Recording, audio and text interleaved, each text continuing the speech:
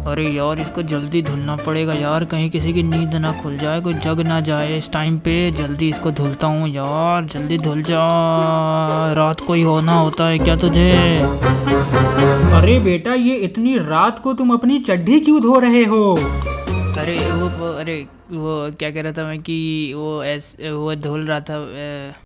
अब इंडिया में जब तुम 13-14 साल की एज तक पहुंचते हो, जब तुम्हारे शरीर के अंदर बहुत सारे चेंजेस आते हैं और ऑपोजिट जेंडर के प्रति आकर्षण बढ़ता है, तो क्या होता है? क्या तुम्हारे पेरेंट्स तुमको बैठा करके अच्छे से समझाते हैं कि देखो बेटा, कि देखो बच्चे, ये सब नेचुरल है, इसमें कुछ भी शर्म या बहुत एक्साइटमेंट वाली बात नहीं है बच्चे, इट्स कम्प्लीटली नॉर्मल और ये सबके साथ होता है? नहीं, बल्कि वो कहते हैं कि वो तो कुछ कहते ही नहीं है।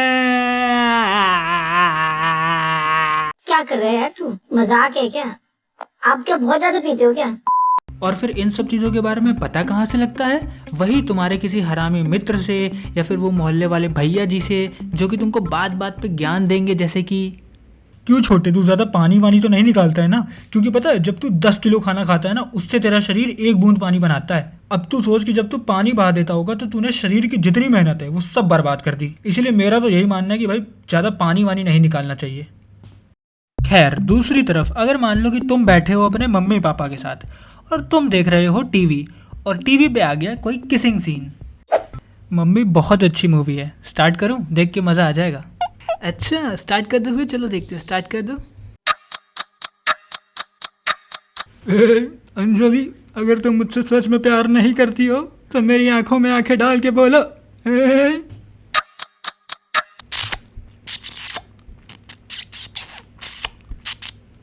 और अंजलि, और मैंने तुमसे बोला था ना कि छत से कपड़े ले आना, तुम लाए? मैं कितनी बार बोलूँ एक ही बात? हाँ, अभी धूप चली जाएगी, वो गीले रह जाएंगे कपड़े। मैंने सारे कपड़े पहले ही नीचे ला के रख दिए थे। या फिर कोई रेनकोट का ऐड आ जाए, वो बारिश में पहनने वाला नहीं। Now available in extra thin and dotted versions with multiple flavors for your deep desires and heightened pleasure. He never stops and she never worries. अरे, हमको न्यूज़पेपर पढ़ना था, तुम कहाँ हमको 2 घंटे के लिए बैठा दी हो पिक्चर दिखाने? हम जा रहे हैं न्यूज़पेपर पढ़ने। पर आप तो सुबह पेपर पढ़ चुके थे, नहीं? फिर तुम थोड़े और बड़े होते हो जब तुमको कोई बड़े संस्कारी टाइप के अंकल या कोई रिलेटिव सलाह देता है कि देखो बेटा, नशेबाजी, सुट्टाबाजी और लड़कियों से एकदम दूर रहना। अरे यार, सुट्टाबाजी और नशेबाजी का तो समझ आता है, पर लड़की से दूर रहना? लड़की तो ऐसे बोलते हैं कि कोई इंसान ना हो, कोई खुला पागल सांड खड़ा हो कि जिसके पास तुम गए कि वो तुमको खिंचा करके ऐसी लात मारेगा ना। अरे लड़की ही तो है, इंसान ही तो है। अरे लड़की ही तो है, इंसान ही तो। अरे लड़की ही। हाय। अरे ये मेरे ऊपर क्यों चढ़ रहा है? एनीवेज, इन सब चीज़ों को छोड़ करके अब हम बात कर लेते हैं कुछ टीचर्स की। तो ये बात तब की है जब मैं 5th क्लास में था। तब होता क्या था ना कि जब हमारा गेम्स का पीरियड होता था ना, तो हमारा एक ग्रुप बन जाता था, इंक्लूडिंग बॉयज़ एंड गर्ल्स, और फिर हम खो खो खेलते थे। अब इससे पहले कि मैं आगे तुम्हें कुछ बताऊं, तुम ये समझो कि क्लास 6th, 7th और 8th के जो स्पोर्ट्स टीचर थे ना, वो 2 थे। एक मैम थी और एक सर थे। तो जो हमारी क्लास को लेती थी वो मैम थी।